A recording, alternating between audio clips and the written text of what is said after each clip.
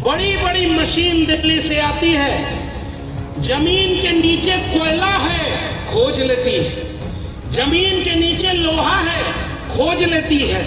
जमीन के नीचे इस्पात कार्बाइड है, खोज लेती है। और जमीन के ऊपर ये आदिवासी है, इसको नहीं खोज पाती और इसके लिए कोई विकास नहीं कर पाती। बताओ, सवाल पूछना पड़ेगा कि नहीं? कौन लूट रहा है आपकी जल जंगल जमीन? जरा मेरा जनरल नॉलेज बढ़ाना। अमेरिका लूट रहा है क्या? अरे भाई, छत्तीसगढ़ का जंगल किसको दिया गया? अमेरिका को? लंदन को दिया गया? श्रीलंका को दिया गया होगा। किसको दिया गया? अरे जोर से बोलिए, किसको दिया गया? आदिवासी है क्या? और राष्ट्रभक्त है क्या? नारा लगा एक पेड़ मां के नाम और पीछे से हुआ 1 लाख पेड़ अडानी के नाम। बताओ, ये किसका विकास किया जा रहा है? एक चुनाव, 2 चुनाव, 3 चुनाव, उसके बाद चले जाएंगे। ये देश हजारों साल पुराना है और हजारों साल तक रहेगा। इसको बर्बाद करके मत जाइए, ये हम आपसे गुजारिश करने यहाँ आए हैं। इसको हमारे लोगों को उस सड़क पर चल करके कंपनियां आ जाएं और पूरे छत्तीसगढ़ को लूट ले जाएं, या उस सड़क पर चल करके भी कोई मास्टर आए, कोई डॉक्टर आए और वो छत्तीसगढ़ के लोगों की पढ़ाई और कमाई और दवाई की बात करे, तो बताओ, छत्तीसगढ़ के लोग विकास विरोधी हैं क्या? आजकल तो भारत के प्रधानमंत्री भी कह रहे हैं हेलो फ्रेंड्स। मैं इंतजार कर रहा हूँ एक दिन देश के प्रधानमंत्री कहें हेलो आदिवासी, क्या चाहिए? जल जंगल जमीन लो दिया, सब तुम्हारी हुई, और अंबानी अडानी का सारा पट्टा कैंसिल। हम भी चाहते हैं कि इस देश के प्रधानमंत्री आप भी एक दिन आकर कहो हेलो फ्रेंड्स, आपको स्कूल चाहिए, लो दिया, लेकिन मेरी किताब पढ़ना, आपके स्कूल की फीस महंगी हुई। देश की बड़ी बड़ी कुर्सी पर आदिवासी लोग बैठे हैं, लेकिन मणिपुर इसी देश का हिस्सा है और 3 साल से चल रहा है। 56 इंच वाले वहां पर जा नहीं पा रहे हैं। बताओ, ये सवाल हमने पूछेंगे तो कौन पूछेगा यहाँ पे? आपने इस देश के नौजवानों को बेरोजगार बना दिया। ये जितने आदिवासी बच्चे हैं, इनकी डिग्री जरा पता लगाना। ये यहाँ के बच्चे एम्स में, डीयू में, जेएनयू में, जामिया में पढ़ने क्यों नहीं जा पाते? आपके इलाके में अच्छी यूनिवर्सिटी है क्या? आपके इलाके में अच्छा हॉस्पिटल है? आपके यहाँ अच्छा कोई ऐसा दवाखाना है जो मोहल्ले में दवा दे दे? पढ़ाई नहीं, दवाई नहीं, जेब को कमाई नहीं, खेत को सिंचाई नहीं, और जेब में केवल महंगाई भर दे, तो बताइए आप कितने दिन तक इस तरह से जी पाएंगे? आपके देश के सरकारी बैंक को बेचा गया कि नहीं बेचा गया? आपके देश के सरकारी रेल को बेचा गया कि नहीं बेचा गया? आपके देश के सरकारी एरोप्लेन को बेचा गया कि नहीं बेचा गया? आपके देश में बीएसएनएल को प्राइवेट हाथों में बेचा गया कि नहीं बेचा गया? आपके देश में नवरत्न कंपनियों को प्राइवेट हाथों में बेचा गया कि नहीं बेचा गया? ये कौन बेच रहा था? जवाहरलाल नेहरू बेच के गया? नहीं, कौन बेचा? वो बेच रहे हैं भारत को। खामोश में कैसे हो जाऊं? हाँ, मैंने कसम उठाई है, मैं देश नहीं बिकने दूंगा। ये बात किसने कही थी? अरे भाई, सवाल करने में डर तो नहीं जाओगे? उनके पास ताकत है तो क्या आप डर जाओगे? उनके पास पुलिस है तो क्या आप सवाल भी नहीं करोगे? अपने बच्चों के भविष्य के लिए आप बोलोगे भी नहीं?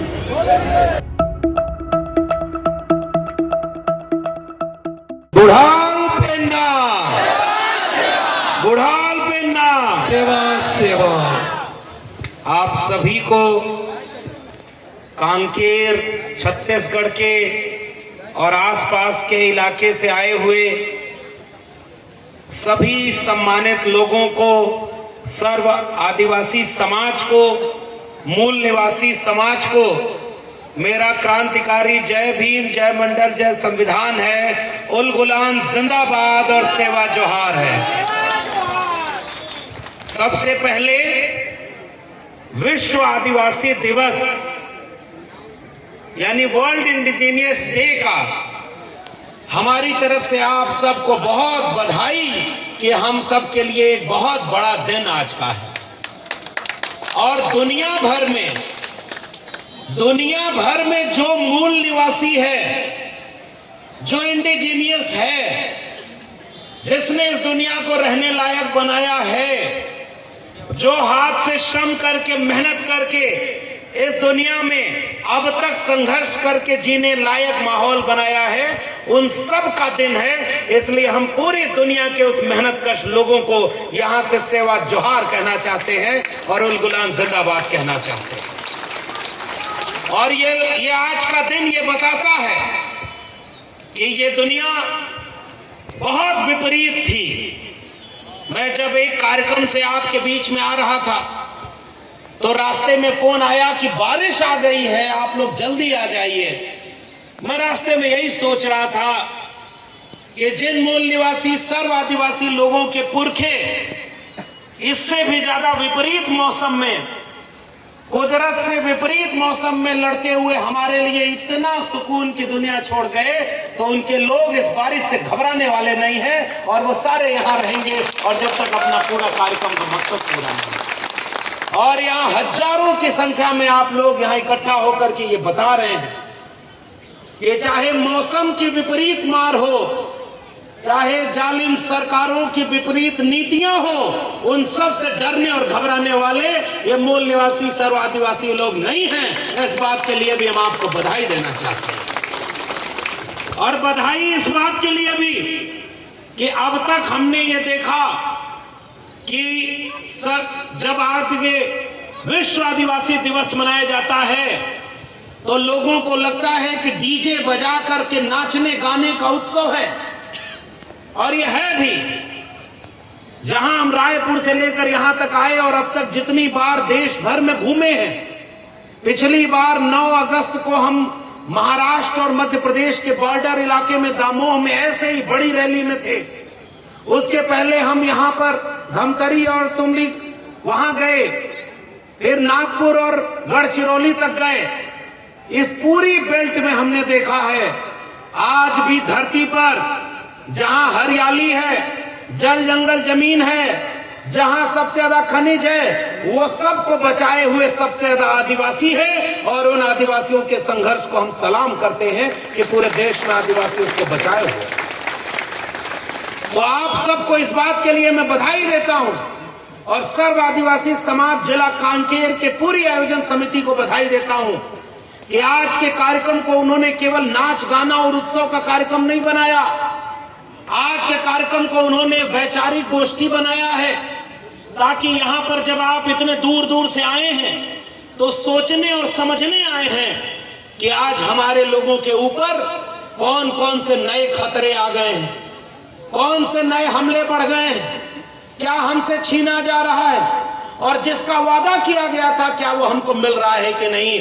इसके लिए भी ये वैचारिक गोष्ठी जरूरी है ताकि हम लोग यहाँ से एक दिशा लेकर जाएं और अपने आने वाले खतरों से हम लड़ना सीख जाएं। इसलिए भी ये वैचारिक गोष्ठी की जरूरत है। क्योंकि एक बात शुरू में ही बता दूं, जितने लोग डीजे बजाकर नाच गाने के लिए इकट्ठा होते हैं देश भर में, अगर उतने आधे लोग भी जब संघर्ष और आंदोलन की जरूरत पड़ती है उसके आधे लोग भी आ जाएं तो आपका मांग पत्र इतना बड़ा नहीं होता, इसकी सारी मांगे पूरी हो गई होती। इस बात को भी यहां मैं आपसे कहने आया हूं। और आज आपका मांग पत्र 4 पन्नों का है और हमसे पहले जिलाध्यक्ष महोदय जो बोल रहे थे, मैं वहीं से अपनी बात शुरू कर रहा हूं। मैं जब यहां खड़ा हूं तो मैं जानता हूं कि मेरे ऊपर उल गुलाम की बुलंद आवाज बिरसा मुंडा की कुर्बानी का कर्जा भी हमारे ऊपर है कि वो कुर्बान हुए थे, तब हमको ये मौका मिला है कि हम आज आपके सामने बोल पाए। हम जब यहाँ पर खड़े हैं तो हम तिलका मांझी, सिद्धू कान्हू और तमाम उन लोगों के संघर्षों के बाद खड़े हैं, शहीद वीर नारायण सिंह की कुर्बानी के बाद खड़े हैं कि उन्होंने जो कुर्बानी दी उससे जो भारत बना है उसे बचाना हमारी जिम्मेदारी है। इसलिए हमारे पुरखों का कर्जा हमारे ऊपर। वो उल गुलाम का जो संघर्ष था क्या वो पूरा हो गया? जरा जोर से बताना कि बिरसा मुंडा का संघर्ष पूरा हो गया क्या? क्या जयपाल सिंह मुंडा ने जो सपना संविधान सभा में देखा था वो मिल गया अधिकार क्या? क्या सिद्धू कान्हू और तिलका मांझी ने जो कुर्बानी दी वो सारा हक हमारे लोगों को मिल गया है क्या? क्या वीर नारायण सिंह ने जिस सपने को देख के हुए कुर्बानी दे दी, या यहां से लेकर के जबलपुर मध्य प्रदेश में चाहे राजा रघुनाथ शाह हो चाहे शंकर शाह हो, तोप के गोले से लगाकर उड़ा दिया। जो सपना देखा था हमारे पुरखों ने वो पूरा हुआ है क्या? तो जब पूरा नहीं हुआ तो बताओ उनकी कुर्बानियों का भी कर्जा हमारे ऊपर है कि नहीं, कि जिसके लिए वो कुर्बान हुए वो हमें लड़ाई आगे बढ़ानी। बताओ हम लड़ाई आगे बढ़ाएंगे तभी तो उनके सच्चे वारिस कहे जाएंगे। भाई आप क्या संकल्प लेने आए हैं क्या कि अपने पुरखों की लड़ाई को आगे बढ़ाना हमारी जिम्मेदारी है? ये जिम्मेदारी हमारी है कि नहीं? क्या हमारी लड़ाई लड़ने बिरसा मुंडा वापस आएंगे? क्या तिलका मांझी सिद्धू कान्हू आएंगे? वो तो अपने हिस्से की लड़ाई लड़कर चले गए और आपको ये अधिकार दे गए जिसको अगर हम बचा भी न पाए तो बताओ उनके वारिस कहे जाएंगे क्या? आपके सामने अब ऐसी ऐसी सरकारें हैं, ये चूंकि वैचारिक मंच है इसलिए राजनीतिक बात नहीं करेंगे, लेकिन जहां से नियम कानून बनता है, जिन लोगों को आपके वोट से ताकत मिलती है, जब वो बड़ी कुर्सी पर बैठते हैं तो वो आपके लिए काम करते हैं कि नहीं? और अगर आपके खिलाफ काम करते हो तो बताओ सवाल पूछने का हक बाबा साहब अम्बेडकर का संविधान देता है कि नहीं देता है? भाई बताइए, हमारे वोट से ही उनको ताकत मिली है कि नहीं? अरे भाई जो रायपुर में कुर्सी पर बैठे हैं वो हमारे वोट से बैठे हैं कि नहीं? और जो दिल्ली में बैठे हैं वो किसके ताकत से बैठे हैं? आप एक बार सोचो कि आपका मन करे कि 500, 1000 की नोट आप बंद कर दो, आपकी जेब में नोट होगी तब भी आप नोट बंद कर सकते हो क्या? नोट बंद करने का फैसला कौन लेता है? जो बड़ी कुर्सी पर बैठा होता है। और बड़ी कुर्सी पर कोई कैसे बैठा है? आपके वोट से। तो बताओ नोट में ताकत है कि आपके वोट में ताकत? अरे भाई समझ गए कि नहीं कि नोट में ताकत है कि आपके वोट में ताकत है? तो बताओ जरा एक सवाल कांकेर के लोगों, एक जरा हम भी लिटमस टेस्ट करते हैं, आपको भरोसा है क्या कि आपका वोट सही जगह जा रहा है? अरे भाई आपका वोट सही से गिना जा रहा है, आपको भरोसा है? मशीन पे भरोसा है? समझदार को इशारा काफी है, इसके आगे बोलने की जरूरत नहीं। बताओ बाबा साहब के अम्बेडकर के संविधान में ये जो वोट डालने का अधिकार दिया, आज आपको पता ही नहीं कि आपका वोट का अधिकार सुरक्षित है कि नहीं। बताओ नागरिक होने के नाते हमारी जिम्मेदारी है कि नहीं ये पूछें कि जो हमारे वोट को भी लूट ले उससे सवाल पूछना हमारी जिम्मेदारी होनी चाहिए। और इसलिए हम ये बात आपसे पूछने आए हैं, आपने जिसको ताकत दिया वो लोग अगर बड़ी कुर्सियों पर बैठे तो बिरसा मुंडा की बड़ी बड़ी मूर्तियां बनवाते हैं कि नहीं बनवाते हैं? जरा बताना। अरे भाई बिरसा मुंडा की मूर्ति पर माला वो भी पहनाते हैं कि नहीं पहनाते? उनके जयंती के दिन जोर जोर से सेवा जोहार का नारा लगाते हैं कि नहीं लगाते? फ्रेंड्स कह के वो रील बनाते हैं कि नहीं बनाते? अरे भाई नौजवानों समझ गए कि नहीं समझ गए? जिनको बिरसा मुंडा की मूर्ति से दिक्कत नहीं है, उनको बिरसा मुंडा के संघर्ष और विचार से दिक्कत हो जाए तो बताओ आपको सवाल पूछने की जरूरत बन पड़ती है कि नहीं बनती है? उसी बिरसा मुंडा की मूर्ति के नीचे खड़े होकर जिस दिन ये सर्व आदिवासी समाज ये पूछने लगे उलगुलान पूरा हो गया क्या? छत्तीसगढ़ में आदिवासी समाज की आबादी कितनी? जरा जोर से बताना। अभी तो गिनती ही ढंग से नहीं हो रही है, और जो गिना जा रहा है उसका भी पता नहीं कि सबको गिन रहे कि नहीं। गलत तो नहीं कह रहा? अरे भाई गिनती सबकी हो रही है सही से क्या? आपकी गिनती अगर सही से हो जाए तो हमको तो बताने वाले कह रहे थे कि 30 से 32% तक आबादी यहाँ पर केवल आदिवासी की है। गलत तो नहीं कह रहा? 32% आबादी है। और अगर पूरे मूल निवासी समाज को जोड़ ले तो छत्तीसगढ़ में कितनी आबादी है? 90% हो गई। कुछ लोग अभी पीछे से कह रहे हैं कि 90 क्या 95% तक हम हैं। अब जरा मेरे सवाल का जवाब देना, क्या छत्तीसगढ़ की जमीन के 90% मालिक आप हो? अरे भाई जोर से बोलो, आप 90% जमीन के मालिक हो? आप 90% ये जो खनन हो रहा है इसका ठेका पट्टा आपके पास है क्या? अरे ये जो ट्रक चल रहा है माल ढोने के लिए इसमें 90% आपका ट्रक है क्या? अभी हमारे पहले कार्यक्रम में हमारे अश्विनी जी एक सवाल पूछ रहे थे, यहाँ कितने लोग आए जिसके पास 50 एकड़ जमीन है? जरा हाथ उठाओ, किसी के पास है क्या? 50 एकड़ जमीन है? 25 एकड़ है? अरे कुछ लोग होंगे जिनके पास 2, 4, 5 एकड़ 10 एकड़ जमीन होगी। बाकी लोग क्या कम जमीन पे गुजारा कर रहे हैं कि नहीं? तो ये जो अबुआ दिशुम अबुआ राज का नारा बिरसा मुंडा ने लगाया था, वो नारा आज भी अधूरा है कि नहीं, मैं आपसे सवाल पूछना है। ये जब अबुआ दिशुम और अबुआ राज होना चाहिए तो आपका देश है और राज आपका है कि नहीं, मैं ये सवाल पूछ रहा हूं। राज का मतलब क्या होता? बिरसा मुंडा की मूर्ति पर माला और बिरसा मुंडा के विचारों पर ताला। क्या ये इस खतरे को समझ रहे हो कि नहीं समझ रहे हो आप? अरे भाई समझ गए कि नहीं समझ गए? किसी का नाम लेने की जरूरत है क्या? जो जो मूर्ति पर माला पहनाए और बिरसा मुंडा के विचारों पर जो बात करे उसके पर ताला लगाए, तो बताओ वो आपके पुरखों के संघर्षों का विरोधी है कि नहीं है? तो सबसे समझदार नागरिक वही होता है जो अपना मित्र और शत्रु को पहचानता है। गांव में जाओ तो आपको भी बड़े बुजुर्ग कहते हैं, जिसको अपने और पराये की पहचान न हो वो आदमी धोखा खाता है। गलत तो नहीं कह रहा? अरे भाई धोखा खाने वाला अच्छा माना जाता है क्या? और 70 साल से इस देश में सबसे ज्यादा धोखा अगर किसी ने खाया तो बताओ इस देश के मूल निवासियों ने खाया कि नहीं? सबका साथ, सबका विकास, सबका प्रयास, सबका विश्वास और पूरा नारा लगा एक पेड़ मां के नाम और पीछे से हुआ 1 लाख पेड़ अडानी के नाम। बताओ ये किसका विकास किया जा रहा है? आपके जल जंगल जमीन को वहां मां के नाम पेड़ लगाते हो और लाखों लाख पेड़ अगर काटते हो तो हम ये पूछेंगे कि अगर आपने पेड़ लगाया नहीं तो ये पेड़ काट के हमारे आने वाली पीढ़ियों को आप गुलाम नहीं बना रहे तो क्या बना रहे? क्या ऐसा विकास चाहिए क्या? आपका मांग पत्र पढ़ता हूं क्योंकि इधर उधर बोलूंगा तो लोगों को लगेगा कि राजनीतिक मंच नहीं है। आपके मांग पत्र में ये जो सर्व आदिवासी समाज का मांग है, पहली ही मांग कर रहा है जनगणना में पृथक आदिवासी धर्म कोड।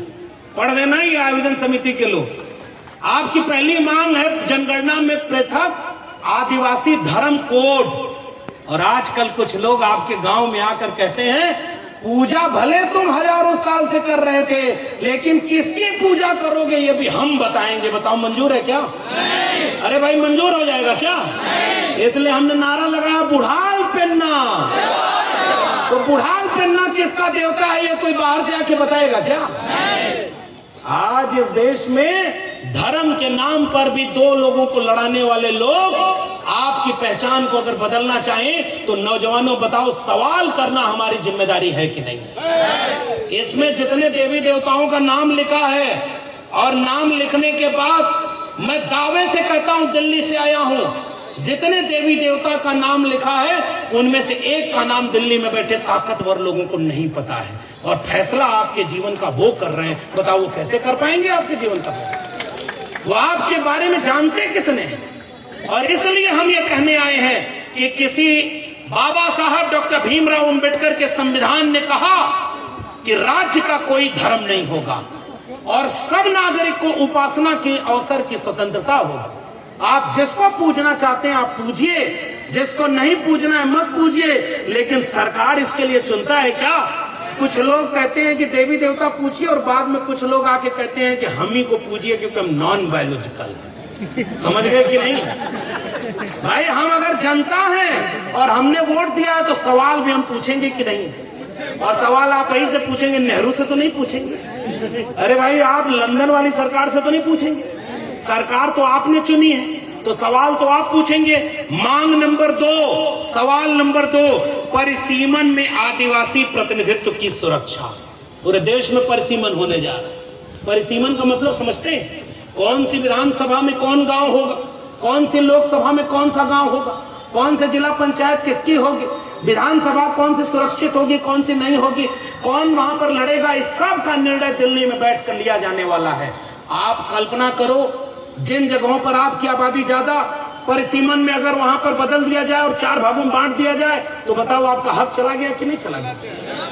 लेकिन बिरसा मुंडा की बड़ी सी मूर्ति बनवाने वाले जब ये आप सवाल पूछेंगे तो कह देंगे कि ये लोग गड़बड़ लोग हैं, इनके ऊपर मुकदमा लगा दो। गलत तो नहीं कह रहा? अरे भाई मुकदमा छत्तीसगढ़ से ज्यादा और तो कहीं नहीं लगा है।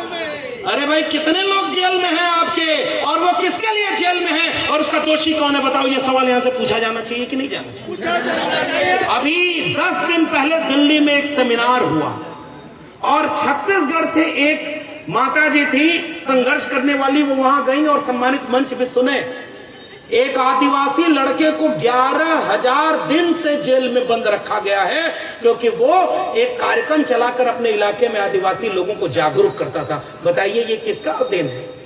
उसको आजादी होनी चाहिए कि नहीं होनी चाहिए? अगर कोई गुनहगार है तो उसको सजा मिले, कोई गुनहगार को सजा मिले, लेकिन बेगुनाह को अगर सजा मिलेगी तो बताओ हमें बोलना, आवाज उठाना पड़ेगा कि नहीं उठेगा? आपकी मांग क्या कहती है? निजीकरण पर रोक तथा जल जंगल जमीन की सुरक्षा। कौन लूट रहा है आपकी जल जंगल जमीन? जरा मेरा जनरल नॉलेज बढ़ाना। अमेरिका लूट रहा है क्या? अरे भाई छत्तीसगढ़ का जंगल किसको दिया गया? अमेरिका को? लंदन को दिया गया? श्रीलंका को दिया गया होगा? किसको दिया गया? अरे जोर से बोलिए, किसको दिया गया? आदिवासी है क्या? और राष्ट्रभक्त है क्या? सबका साथ, सबका विकास और पूरा जंगल अडानी के नाम। तो बताओ ये जल जंगल जमीन की हिफाजत करने के लिए बिरसा मुंडा के संतानों को सवाल पूछना होगा कि नहीं होगा? हम आपसे ये जानना चाहते हैं, देश की बड़ी बड़ी कुर्सी पर आदिवासी लोग बैठे हैं, लेकिन मणिपुर इसी देश का हिस्सा है और 3 साल से चल रहा है, 56 इंच वाले वहां पर जा नहीं पा रहे हैं। बताओ ये सवाल हमने पूछेंगे तो कौन पूछेगा यहाँ पे? और वहां आदिवासी लोगों को निवस्त करके घुमाया जा रहा है। बताओ उनका हक मिलना चाहिए कि नहीं मिलना चाहिए? अरे भाई ये देश विरोधी बात तो नहीं?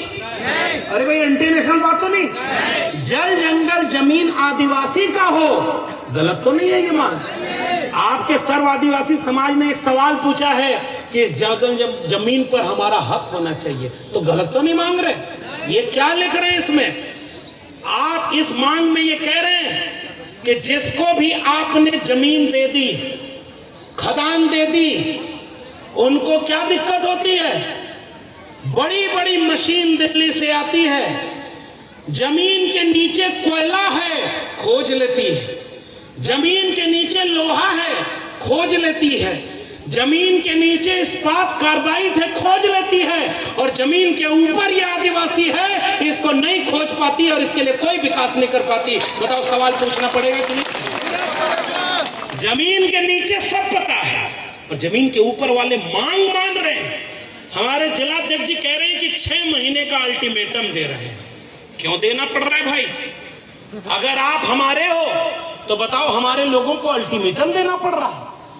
मैं इस मांग को पढ़ रहा था तो मुझे ये दिखा, जिसकी कंपनी को सरकार अगर टैक्स फ्री कर दे, छूट दे दे कि जाओ तुम कांकेर में कंपनी लगाओ, तो इसी मांग पत्र में लिखा है मेरे मूल निवासी लोगों, भोले भाले लोगों, सवाल पूछने के लिए भी जानकारी होनी चाहिए।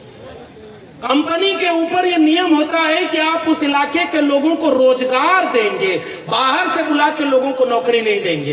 अरे भाई छत्तीसगढ़ में जितनी कंपनी लगी है उसमें नौकरी छत्तीसगढ़ वालों को मिली है क्या? अरे भाई आदिवासियों को मिली क्या नौकरी? कहां से कौन आएगा नौकरी देने? ये सवाल तो हमें पूछना होगा कि नहीं? अच्छा भाई, इन कंपनियों के ऊपर एक जिम्मेदारी होती है। आप जहां पर कंपनी खोलते हैं उस इलाके में पढ़ाई और दवाई का काम करना आपकी जिम्मेदारी है। नौजवानों बताओ पता है कि नहीं पता है? अरे भाई इन कंपनियों की जिम्मेदारी है कि नहीं पढ़ाई और दवाई? तो ये जितनी कंपनियां खुली हैं वो आपके गांव में पढ़ाई और दवाई की लेकर पहुंची क्या? अरे भाई कोई आपके घर में स्कूल खुला क्या गांव में? वाले जेल में है, जेल में है स्कूल मांगने वाले, स्कूल मांगने वाले जेल में है। शर्मिंदा हमें होना चाहिए कि जो जेल में है उसको लिए हम आवाज भी नहीं उठा पा रहे। सोचो ना, हमारे लिए ही तो वो जेल में है, तो फिर हम उसकी बात भी करेंगे तो बाहर से सरकार के कुछ लोग आके कहेंगे कि भाई लक्ष्मण यादव को मत बुलाना, भड़काते हैं। अरे अपनी बात को कहना, अगर बगावत है तो हम वो नारा याद करते हैं, सच कहना अगर बगावत है तो समझो हम भी बागी। बताओ गलत तो नहीं? अरे भाई अपने समय में बिरसा मुंडा भी बागी थे। बिरसा मुंडा हो या सैकुअर वीर नारायण सिंह हो, अंग्रेजों से माफी मांगी किसी ने क्या? अरे भाई जोर से बोलना, कोई अंग्रेजों के सामने माफी मांगा क्या? अरे कोई माफी मांग के पेंशन लिया क्या? तो जो नहीं झुका है वही हमारा पुरखा है। तो पुरखों के सम्मान में आपको भी बिना डरे मौजूदा हुकूमत से सवाल करना होगा, तब आप कहना कि आप उनके वारिस हो, वरना हम उनके वारिस नहीं कह जाएंगे। ये बात हमारी जिम्मेदारी की। कुंवर रघुनाथ शाह और शंकर शाह अगर नहीं पढ़े हो तो पढ़ना मेरे लोगों।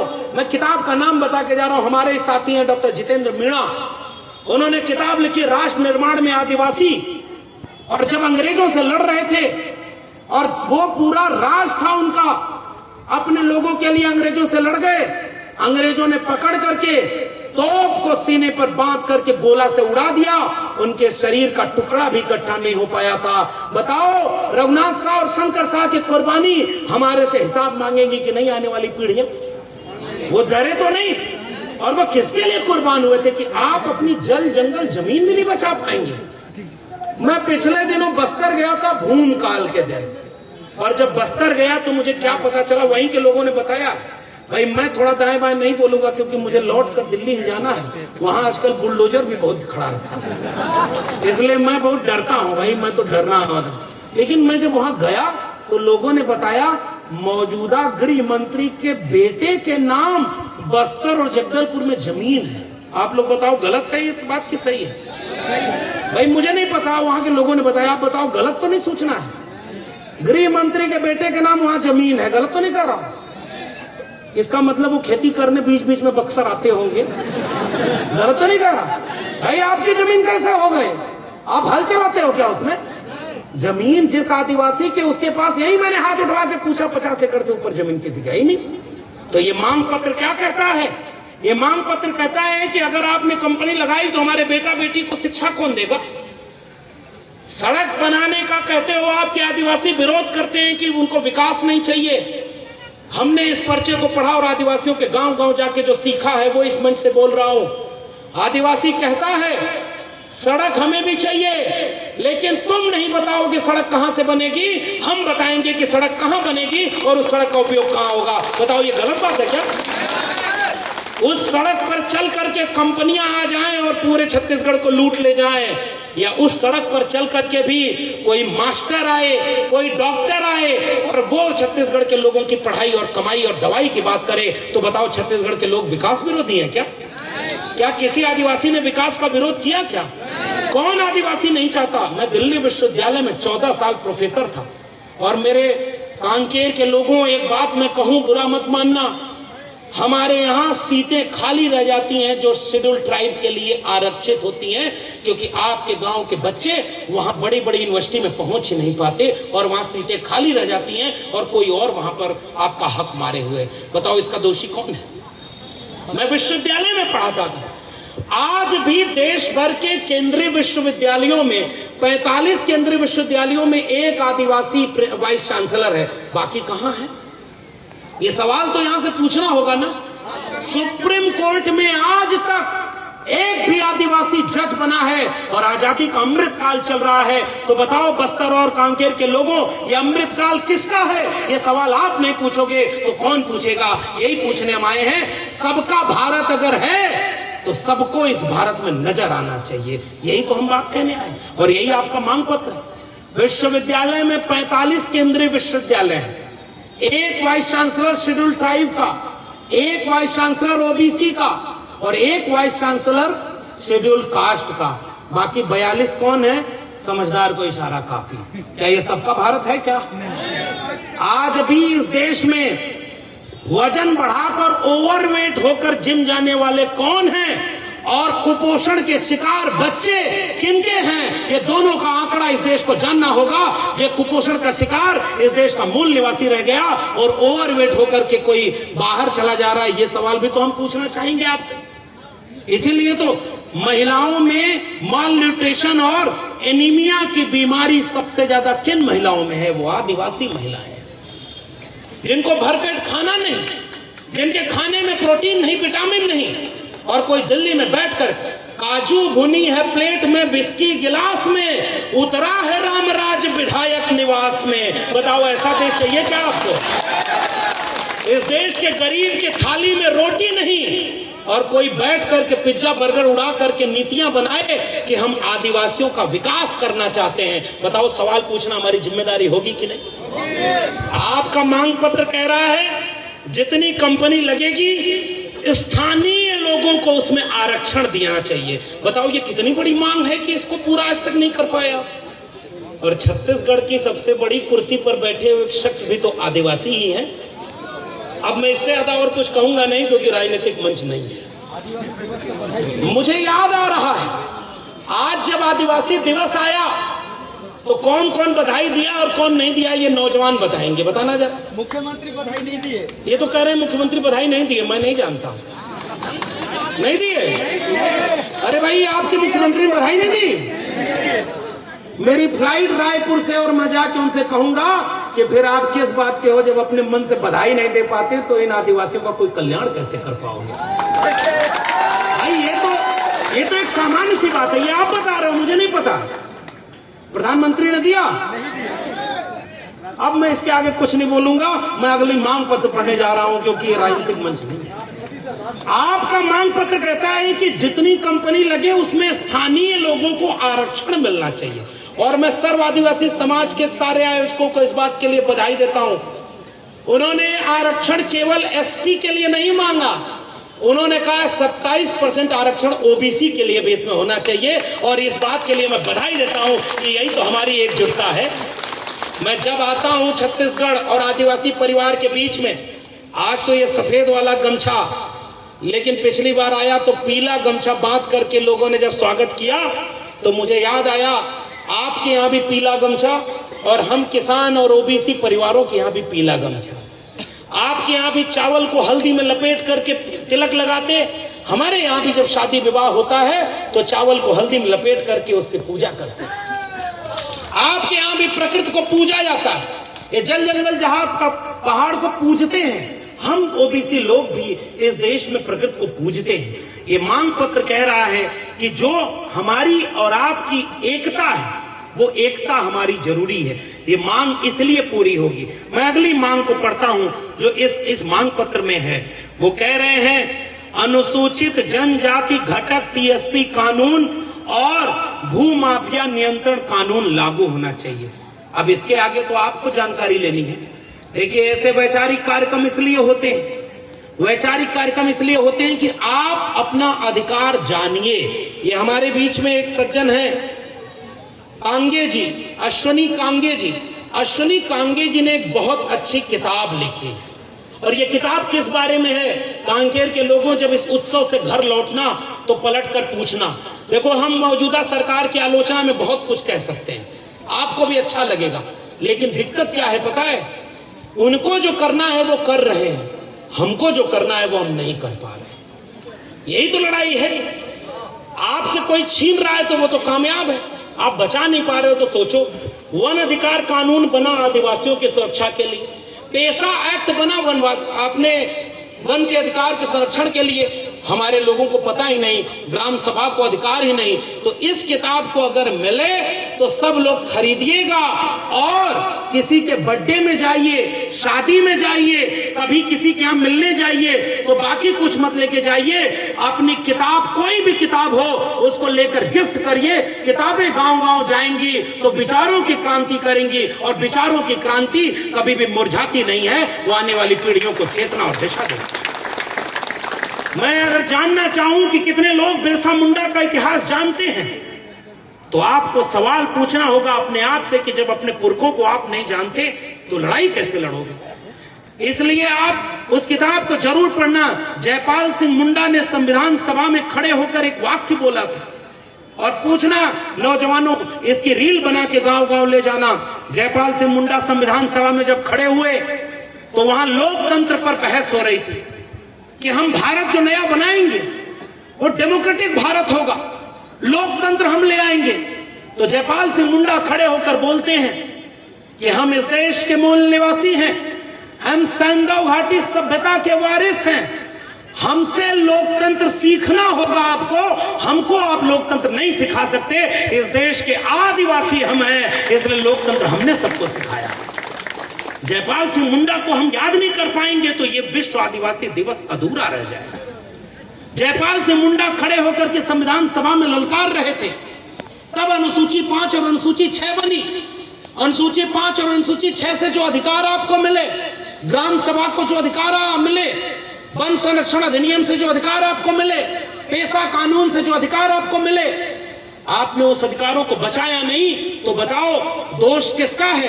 अधिकार लड़कर दिलाने वाले का, या हम जैसे नाकाम लोगों का अधिकार हमारे सामने खो जा रहा है। इसलिए वैचारिक मंच है, यहां से जाकर सोचना आपकी ग्राम सभा इतनी कमजोर क्यों हो गई, कैसे आपके बिना सहमति से सब कुछ छत्तीसगढ़ में हो रहा है और आपसे पूछा तक नहीं जा रहा। जानते हैं क्यों? एक कहानी मैं सुना रहा हूं। जंगल में जब चुनाव हुआ तो कुल्हाड़ी चुनाव लड़ने गई और कुल्हाड़ी ने यह कहकर वोट मांगा कि कुल्हाड़ी में लकड़ी जो लगी है वो आप ही के जिले की तो है, आप ही के जाति की तो है, इसलिए वोट हमको दे देना।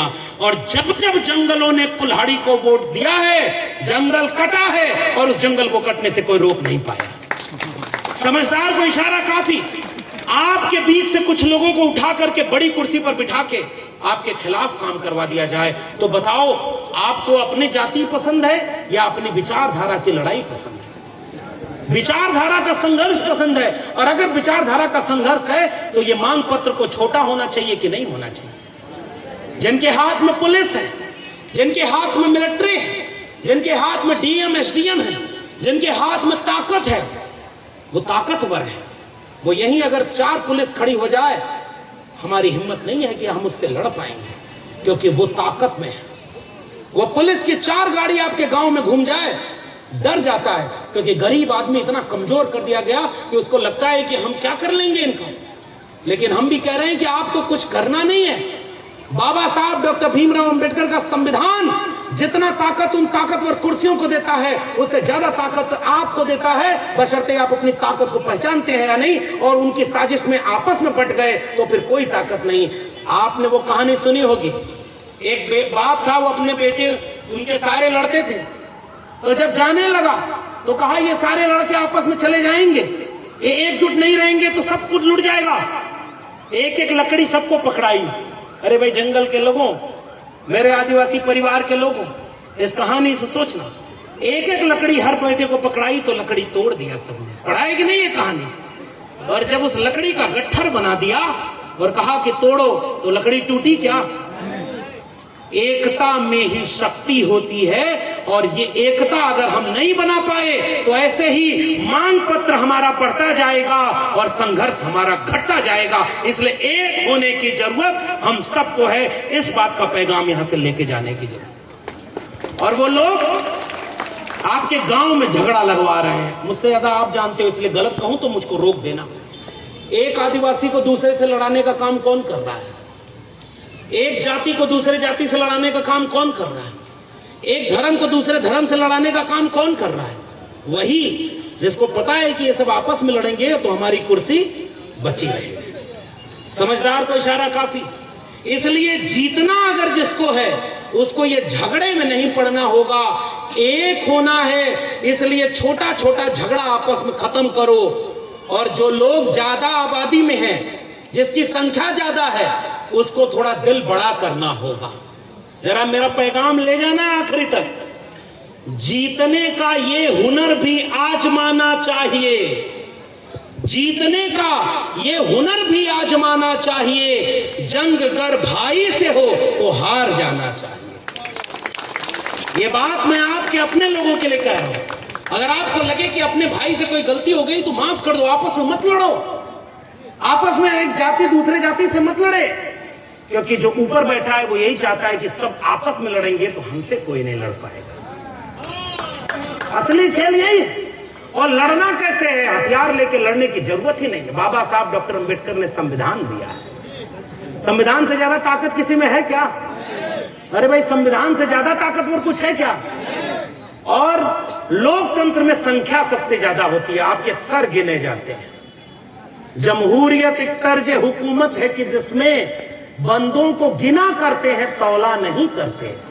अगर गिनती आपकी ज्यादा होगी तो आपकी मांग मानी जाएगी। वरना मैं जब आ रहा था, ये नौजवान जानते होंगे जो सोशल मीडिया चलाते हैं, मध्य प्रदेश में एक जगह है जहां आंदोलन चल रहा है केन बेतवा लिंक परियोजना का। देखा आपने? 2 नदियां हैं, केन और बेतवा। उन दोनों नदियों को जोड़ रही है सरकार। 200 से ज्यादा गांव उससे पलायन कर रहे हैं, और जो आदिवासी हैं पानी में कई कई दिन तक खड़े हुए, कोई नहीं सुना। देखा आपने? पानी के ऊपर चिता बनाई, लेट गए, कोई नहीं सुना।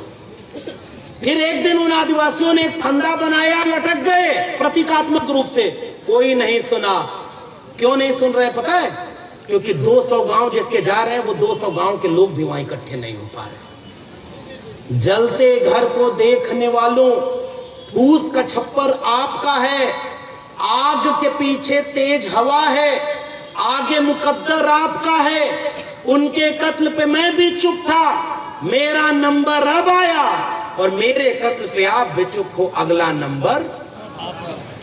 समझ गए कि नहीं समझ गए? अगर हम बटे रहेंगे तो हमारी लड़ाई लड़ने कोई बिरसा मुंडा, कोई सिद्धू कानू नहीं लौट के आएंगे, हमें तो लड़ना पड़ेगा। अब एक आखिरी बात, क्योंकि मौसम बिगड़ रहा है और बहुत सारी बातें हो गई। हाँ, मौसम बिगाड़ना है अभी हमें। जिसकी जितनी संख्या भारी उसकी उतनी, अरे भाई मेरी किताब यही तो कहती है, ये जाति जनगणना वाली। जिसकी जितनी संख्या भारी उसकी उतनी, अरे भाई जोर से बोलो तभी हिस्सा मिलेगा, उसकी उतनी। 100 रोटी अगर इस देश में है और 100 लोग खाने वाले हैं, तो एक आदमी 1 रोटी खाएगा, बताओ झगड़ा होगा? अरे भाई जरा जोर से बताना, कोई झगड़ा होगा? लेकिन 10 आदमी 90 रोटी खाए और 90 आदमी को 10 रोटी खाने को मिले, बताओ कितने दिन झगड़ा नहीं होगा? गलत तो नहीं कह दिया?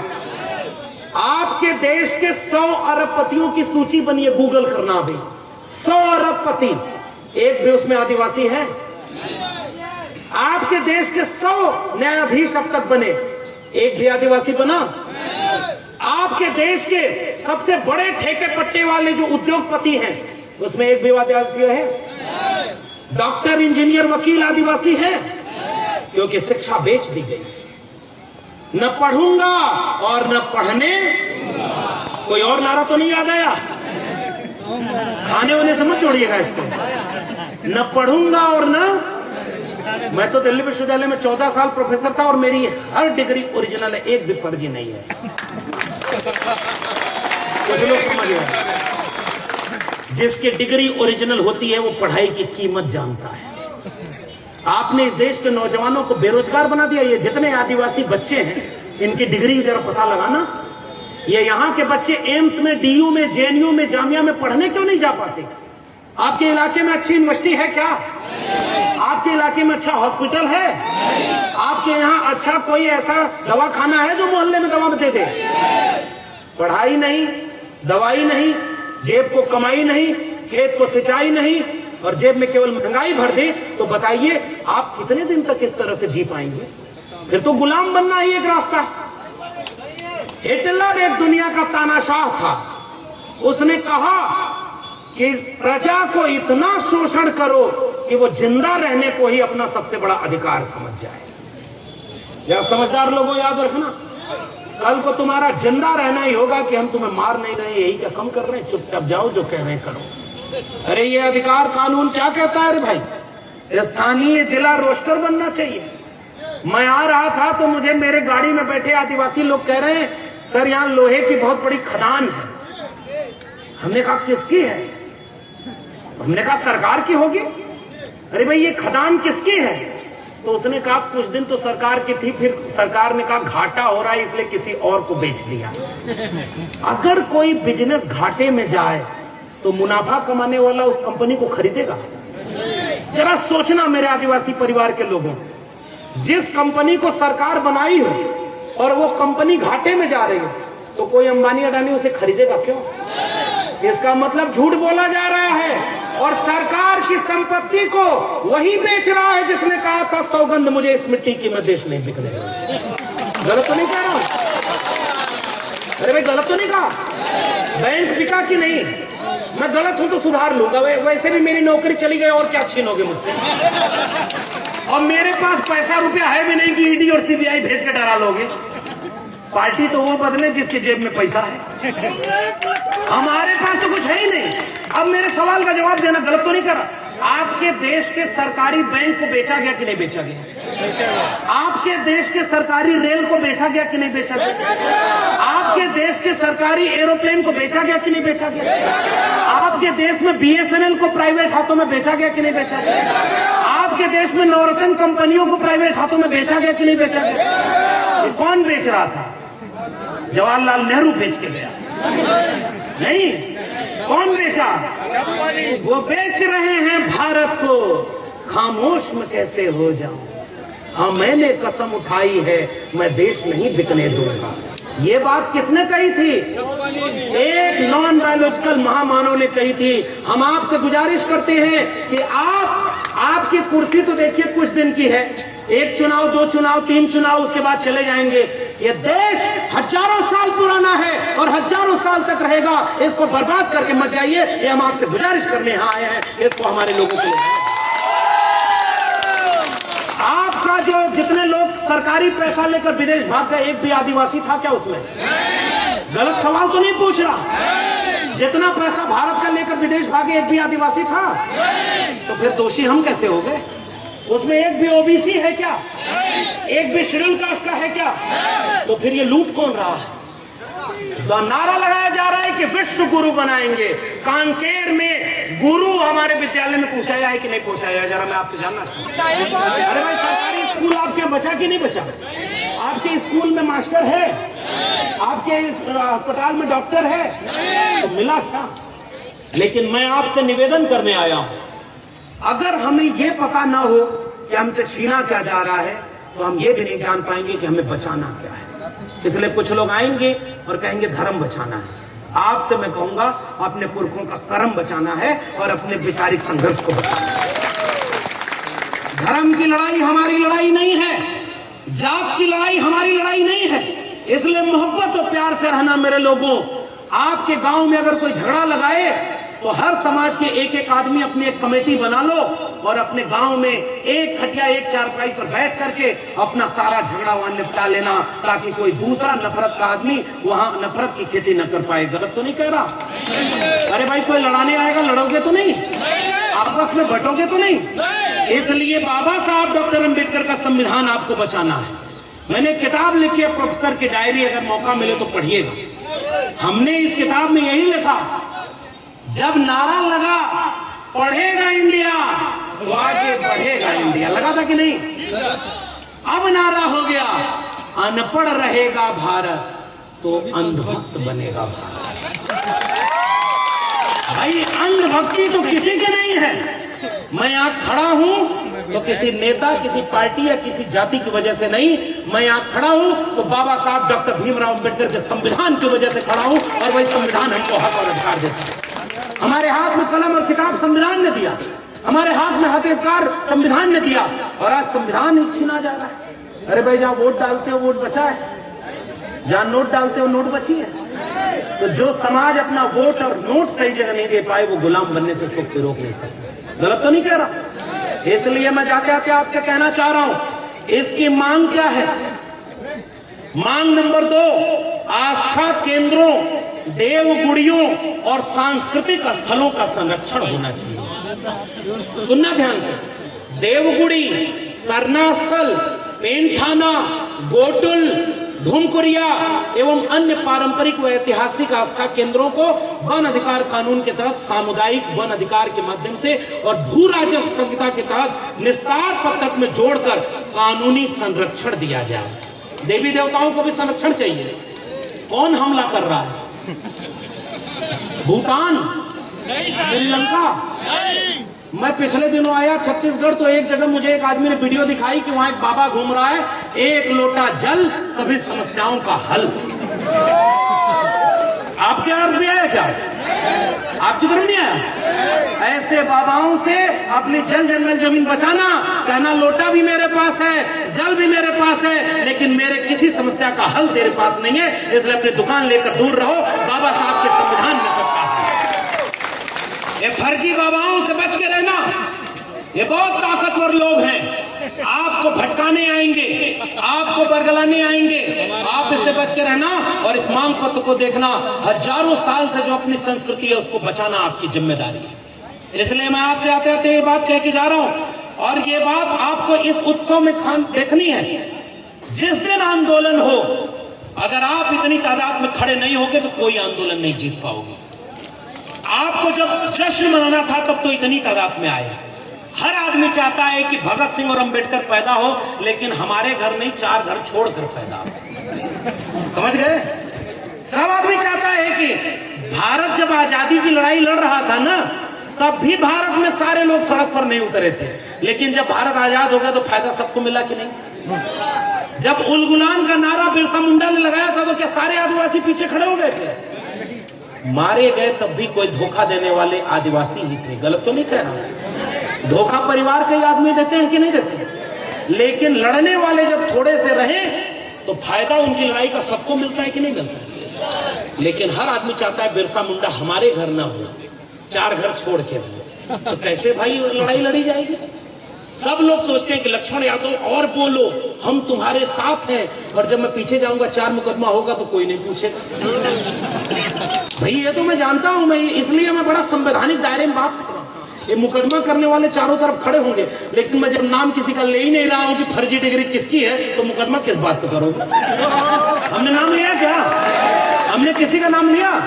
हमने नाम लिया है तो बिरसा मुंडा का लिया है, नाम लिया है तो बाबा साहब अंबेडकर का लिया है, और किसी का नाम इस मन से लेने की जरूरत नहीं। इसलिए मैं जाते जाते आपसे गुजारिश करके जा रहा हूं, अंग्रेजों के खिलाफ लड़ाई जब लड़ी गई तो थोड़े से लोग लड़े, फायदा सबको मिला, लेकिन अंग्रेजों के सामने जो झुककर माफी मांगे, इतिहास में उनको याद नहीं किया जा सकता।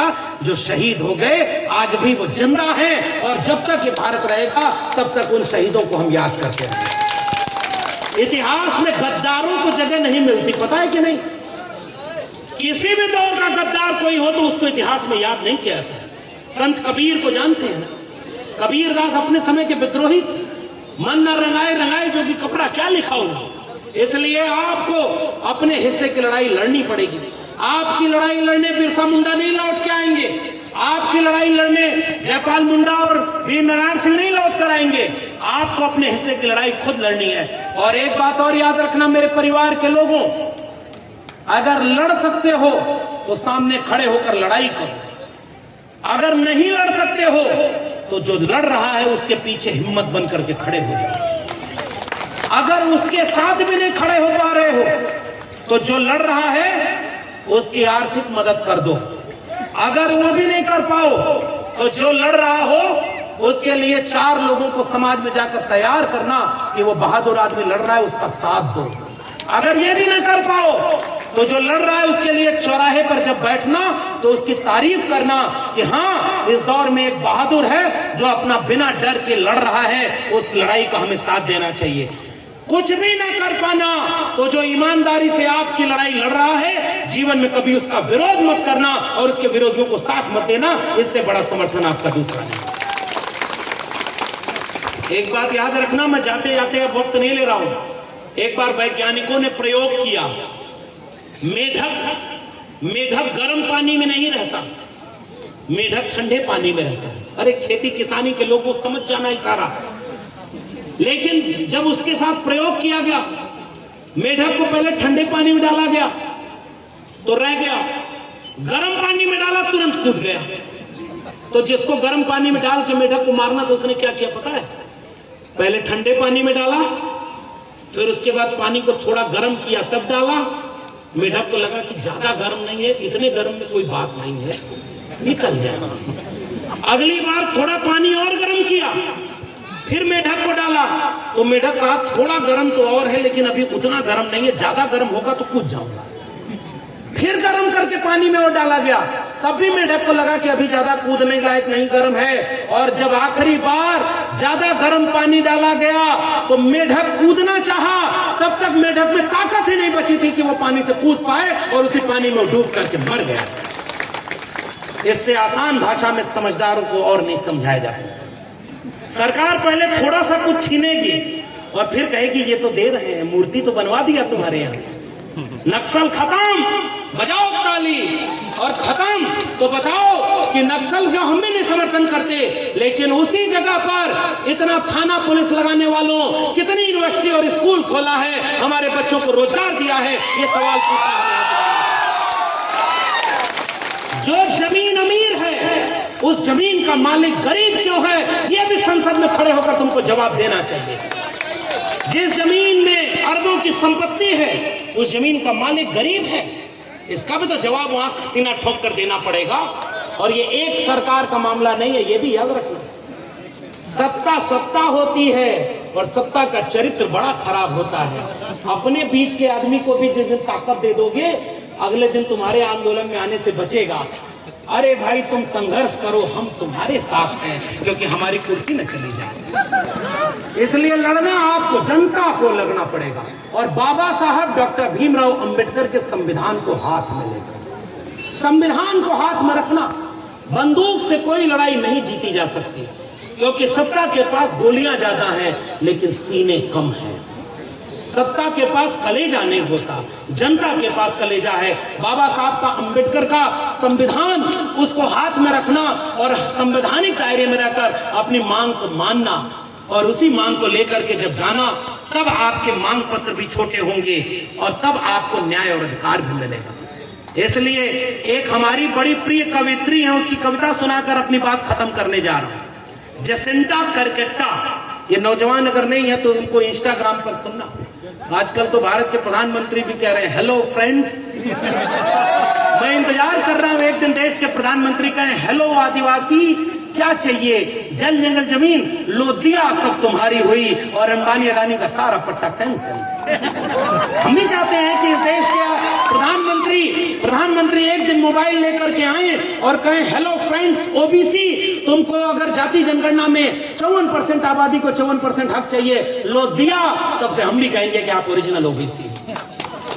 आप भी एक दिन आकर कहो हेलो फ्रेंड्स, आपको स्कूल चाहिए, लो दिया, लेकिन मेरी किताब पढ़ना, आपके स्कूल की फीस महंगी हो गई। जहां मैं दिल्ली विश्वविद्यालय में जब गया 15 साल पहले, तो बीए करने की फीस 4000 रुपया थी।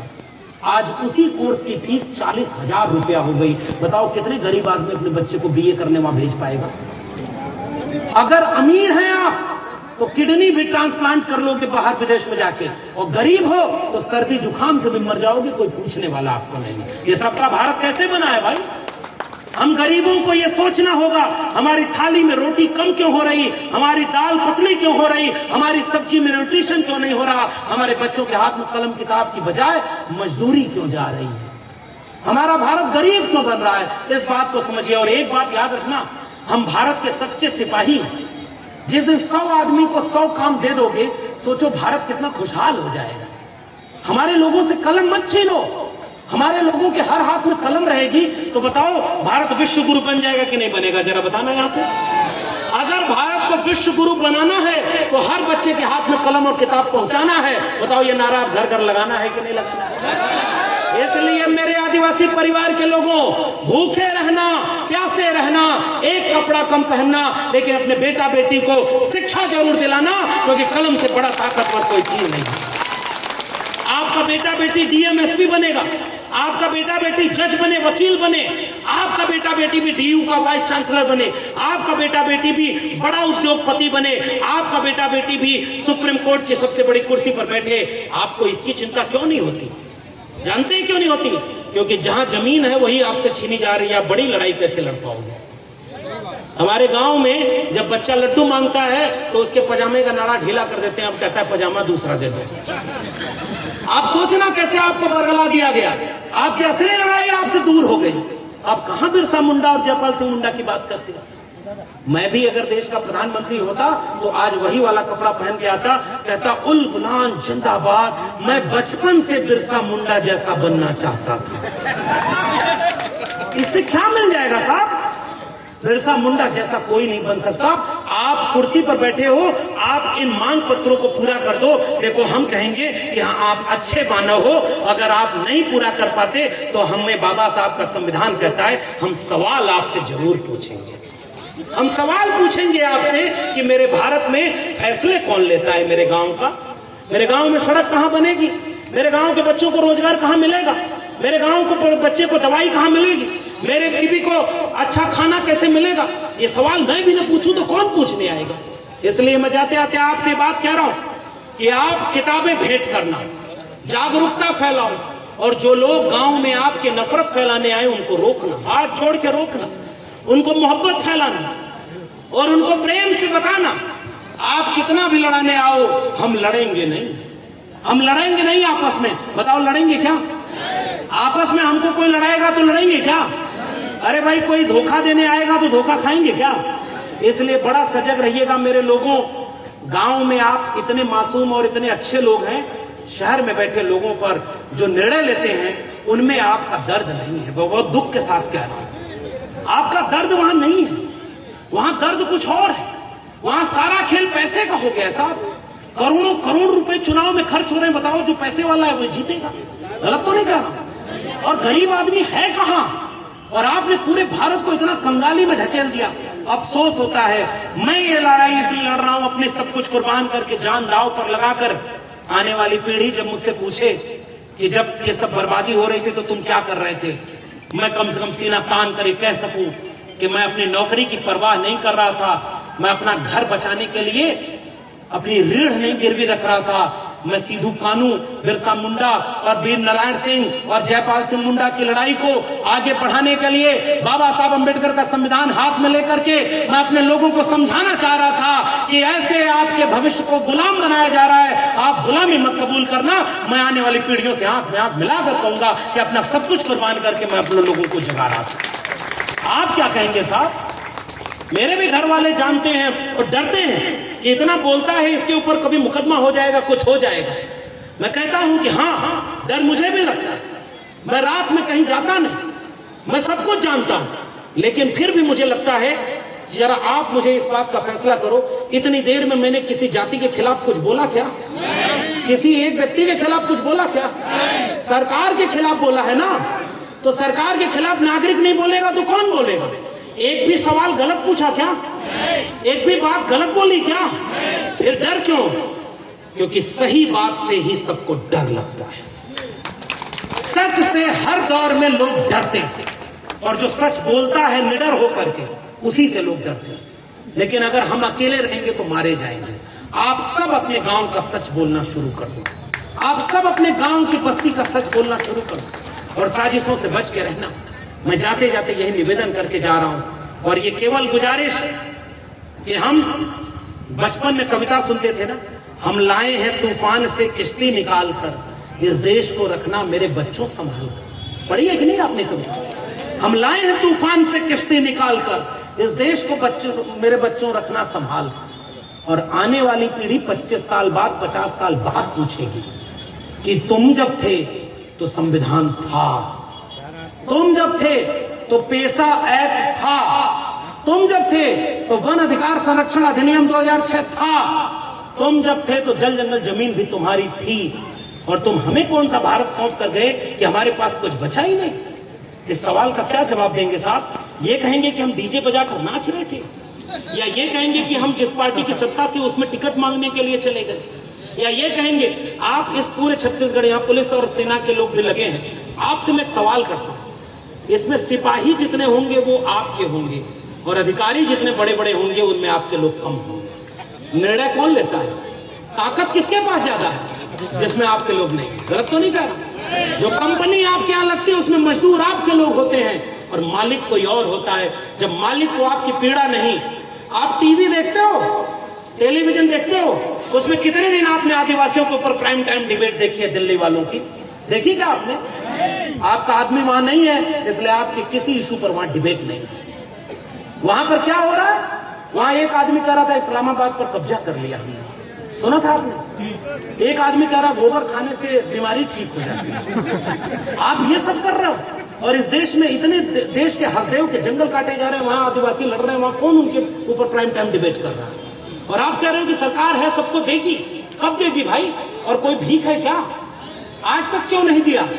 कभी कहते थे 1 इंजन है इसलिए नहीं दे पा रहे, फिर कहते हैं 2 इंजन हो जाएगा इसलिए दे देंगे, फिर कहते 3 इंजन हो जाएगा तब देंगे, कुछ दिन बाद कहेंगे इतने इंजन हो गए हैं कि सब तय नहीं कर पा रहे कौन देगा, इसलिए कुछ नहीं देगा। आप क्या कर रहे हो भाई? देने की मंशा हो तो एक दिन नहीं लगता। आज विश्व आदिवासी का दिन, आज कम से कम महामहिम राष्ट्रपति के कलम से एक आ जाए कि सर्व आदिवासी समाज की सारी मांगे मानी जाती हैं। बताओ आपके लिए उत्सव हो जाएगा कि नहीं? बताओ आप उनका जय जयकार करोगे कि नहीं? जो आपके बच्चों का हक अधिकार देगा वो आपका नेता हो जाएगा कि नहीं? और अगर जो आपके बच्चों का अधिकार नहीं देगा तो बताओ उससे सवाल करोगे कि नहीं? अरे भाई, सवाल करने में डर तो नहीं जाओगे? उनके पास ताकत है तो क्या आप डर जाओगे? उनके पास पुलिस है तो क्या आप सवाल भी नहीं करोगे? अपने बच्चों के भविष्य के लिए आप बोलोगे भी नहीं? 50 साल बाद जो बच्चे आकर पूछेंगे ना साहब कि तुम्हारे सामने जब लूटा जा रहा था तुम क्या कर रहे थे? वो जंगल में आग लगा, एक चिड़िया अपने चोंच के एक बूंद पानी से जंगल की आग बुझा रही थी। ये आखिरी बात कह के विदा ले रहा हूं। बाकी चिड़िया हंस रही थी कि इतनी बड़ी आग लगी है, तुम्हारे एक चोंच बूंद के पानी से बुझ जाएगी क्या? उस चिड़िया ने जो जवाब दिया वो मेरा जवाब लेकर जाना और मोहब्बत प्यार से रहना। मेरे लोगों, आपस में बंटना नहीं, आपस में लड़ना नहीं, संविधान को हाथ में लेकर एकजुट रहना, तभी आप संख्या बल से लड़ाई जीत पाओगे। उस चिड़िया ने कहा था, मैं जानती हूं कि मेरे चोंच के एक बूंद पानी से ये जंगल की आग नहीं बुझेगी, लेकिन जब इस जंगल की आग का इतिहास लिखा जाएगा तो मेरा नाम आग लगाने वालों में नहीं, आग बुझाने वालों में शामिल होगा। ऐसे बात बहुत बहुत धन्यवाद। जय भीम, जय मंडल, संविधान जिंदाबाद, उल गुलाम जिंदाबाद, इंकलाब जिंदाबाद, बुढ़ाल पेन्ना, बुढ़ाल पेन्ना, जिमलारी न्यायान्ना, बिरसा मुंडा ना, जयपाल मुंडा ना, तिलका मांझी ना, वीर नारायण सिंह ना, उल गुलाम जिंदाबाद, तो संविधान जिंदाबाद, जिंदाबाद जिंदाबाद। बहुत बहुत धन्यवाद।